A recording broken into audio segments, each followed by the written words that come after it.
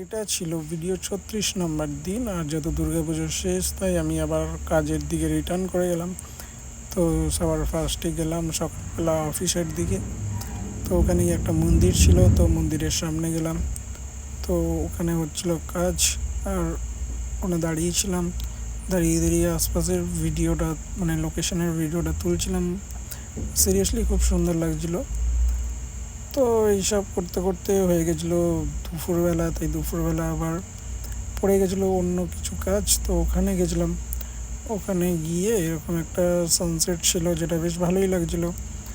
তো সেখানে কিছু ভিডিও ক্যাপচার করলাম। আর যেহেতু রাস্তা দিয়ে যাচ্ছিলাম, আর রাস্তাতে বেশ একটা ভালো ভিউ আসছিল, তো তো সেটাই ক্যাপচার করছিলাম। আর এখানে ছিল একটা ইন্ডিয়ান ফ্ল্যাগ, যেটাতে সিরিয়াসলি দেখে বেশ ভালো লাগছিলো যে ফ্ল্যাগটা, যেহেতু এটা আমাদের দেশের জাতীয় পতাকা। তো এটা একটা ভিডিও তুলছিলাম। তারপরে আশপাশের কিছু সেন্সারের ভিডিও তুলছিলাম। গাছে হয়েছিল হলুদ কালারের কিছু একটা ফুল, আমি জানিও না এটা কী গাছ।